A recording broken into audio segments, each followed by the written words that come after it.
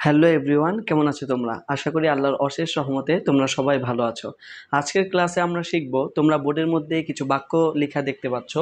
অর্থাৎ আমি স্কুলে যেতাম, তুমি বই পড়তে, সে কফি খেত। অর্থাৎ অতীতের কোনো অভ্যাস, অতীতে কোনো একটা কাজ আমরা করতাম। এই ধরনের বাক্যগুলো আমরা ইংরেজিতে কিভাবে বানাবো এবং ইংরেজিতে কিভাবে বলবো, এই বাক্য বানানোর প্রক্রিয়াটা আজকে এই ভিডিওতে আমরা শিখব। তো খুবই সহজে আজকে আমরা শিখব এবং এই ভিডিওটি দেখার পর তোমরা এই ধরনের সমস্ত বাক্য কিন্তু সহজেই তৈরি করতে পারবে। একটি মাত্র স্ট্রাকচার তুমি যদি ভালোভাবে মনে রাখো, তোমার মাইন্ডে রাখো, তাহলে তুমি এই ধরনের বাক্য সহজেই মেক করতে পারবে। তো প্রথমে আমরা স্ট্রাকচারটি দেখব, এরপর স্ট্রাকচারটি অনুযায়ী খুব সহজে আমরা কিন্তু এই বাক্যগুলো তৈরি করব। তাহলে চলো শুরু করা যাক। প্রথমে আমরা চলো স্ট্রাকচারটি দেখে নিই। স্ট্রাকচারটি কি? স্ট্রাকচারটি হচ্ছে subject plus use to plus মূল ভার্ব প্লাস অবজেক্টিভ। খুবই সহজ এবং সাপটা একটি স্ট্রাকচার। তো প্রথমত তোমাদের এটা শেখার জন্য আমি স্ট্রাকচারটি লিখেছি, কিন্তু যখন তুমি এই ধরনের বাক্যগুলো তৈরি করতে পারবে এবং বারবার তৈরি করবে, প্র্যাকটিস করবে, তখন কিন্তু তোমার আর স্ট্রাকচারটি দরকার হবে না। কিন্তু তুমি যদি এখন বিগিনার লেভেলের হয়ে থাকো, তাহলে তোমার অবশ্যই স্ট্রাকচার প্রয়োজন। তাহলে আমরা স্ট্রাকচারটি দেখে ফেললাম, এখন চলো আমরা একটি বাক্য বানিয়ে ফেলি। তো আমরা প্রথম বাক্যটি নেই। প্রথম বাক্যটি কি? প্রথম বাক্যটি হচ্ছে আমি স্কুলে যেতাম। আমি যখন ছোট ছিলাম তখন আমি কিন্তু স্কুলে যেতাম। তো এই বাক্যটি আমাদের বানানোর জন্য স্ট্রাকচারটি ফলো করতে হবে। স্ট্রাকচারটি অনুযায়ী যদি আমরা ফলো করি, তাহলে প্রথমে এই ধরনের বাক্য বানানোর জন্য কি আনতে হবে? সাবজেক্ট আনতে হবে। আর ইংরেজির প্রত্যেকটা সেন্টেন্সের প্রথমে কিন্তু সাবজেক্ট আসে, এটা একটা মাস্ট, একটা ইম্পর্টেন্ট একটা বিষয়। তো প্রত্যেকটা স্ট্রাকচারের প্রথমে দেখবা সবসময় সাবজেক্ট আসবে। তো আমরা সাবজেক্ট নিয়ে আসবো। আমরা জানি যে আমি এখানে সাবজেক্ট আই, তাহলে আমি আই। এরপর আমাদের কি আনতে হবে? এরপর আমাদেরকে ইউজ টু আনতে হবে, ইউজ টু। তা আমি এখানে লিখে দিলাম ইউজ টু। তাহলে I use two, I use two. এরপর কি আনতে হবে? ভার্ব আনতে হবে। তো এই সেন্টেন্সটার মধ্যে ভার্ব কোনটি, এটা আমাদেরকে ফাইন্ড আউট করতে হবে। তো ভার্ব এখানে কোনটি? ভার্ব হলো এই যে এখানে যেতাম, যেতাম। তাহলে যাওয়ার ইংরেজি কি? যাওয়ার ইংরেজি হচ্ছে, এখানে বলা হচ্ছে যে মূল ভার্ব। তো যাওয়ার ইংরেজি যেটা হবে সেটা এখানে বসবে। তো যাওয়ার ইংরেজি আমরা জানি কি? একদম কমন, গো। তো আমরা এখানে লিখে দিলাম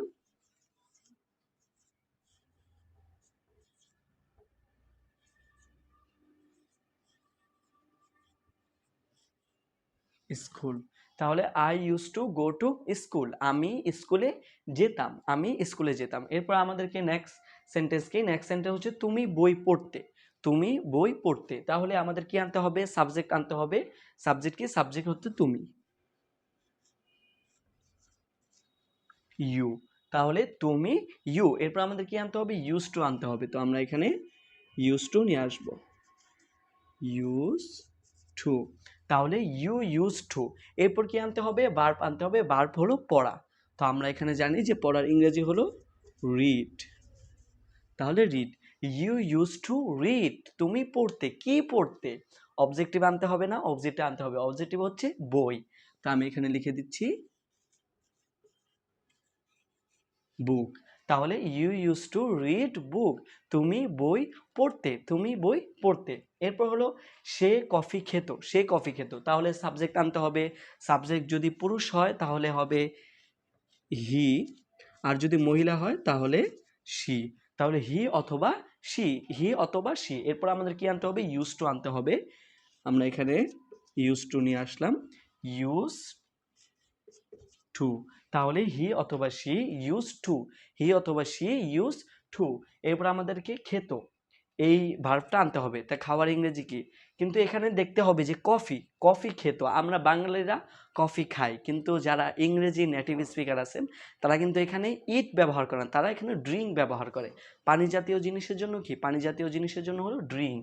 তো আমরা এখানে লিখে দিব ড্রিঙ্ক। তাহলে হি অথবা শি ইউজ টু ড্রিঙ্ক। তারপর কি খেত? আমাদেরকে অবজেক্টিভ আনতে হবে। অবজেক্টিভ হচ্ছে কফি।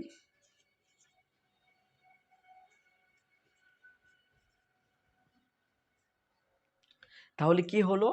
সে কফি খেত, হি অথবা she use to drink coffee. তাহলে আমরা যদি সামারিটা আরেকবার বলি, দেখো আমি স্কুলে যেতাম, I use to go to school. তুমি বই পড়তে, you use to read book. সে কফি খেত, হি অথবা she use to drink coffee. সে কফি খেত। এভাবে কিন্তু তুমি শত শত বাক্য তৈরি করতে পারবে। দেখো আমি এখানে 3টা বাক্য তৈরি করছি, এর মানে এই নয় যে এটা দিয়ে শুধু 3টা বাক্য তৈরি করতে হয়।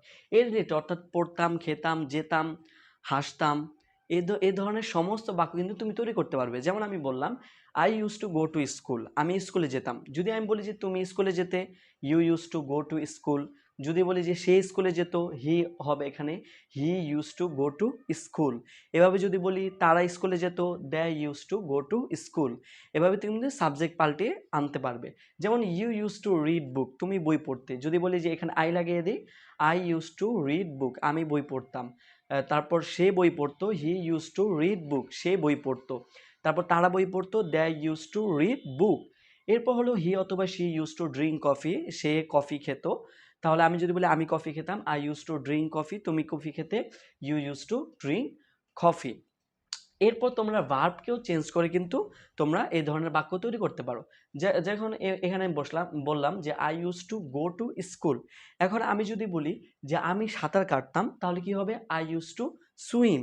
যদি বলি আমি ঘুমাতাম, আই ইউজ টু স্লিপ। যদি বলি যে আমি লিখতাম, আই ইউজ টু রাইট। এভাবে তুমি ভার্বকেও তুমি চেঞ্জ করে কিন্তু হাজার হাজার বাক্য তৈরি করতে পারবে। তো বন্ধুরা, আশা করি তোমরা বিষয়টি বুঝতে পেরেছো কিভাবে বাক্যটি তৈরি করতে হয়। প্রথমে স্ট্রাকচারটি ভালোভাবে মুখস্থ করবে, এরপর এই ধরনের বাক্য তোমরা তৈরি করবে। এরপর যখন প্র্যাকটিস করতে করতে তোমরা এই ধরনের বাক্য তৈরি করতে অভ্যস্ত হয়ে যাবে, তখন এই স্ট্রাকচারের প্রয়োজন হবে না, এই ধরনের বাক্য তোমরা সহজেই তৈরি করতে পারবে। তো বন্ধুরা, আজকের জন্য এখানেই বিদায় নিচ্ছি। সবাই সুস্থ থাকো, ভালো থাকো, টেক কেয়ার, আল্লাহ হাফেজ।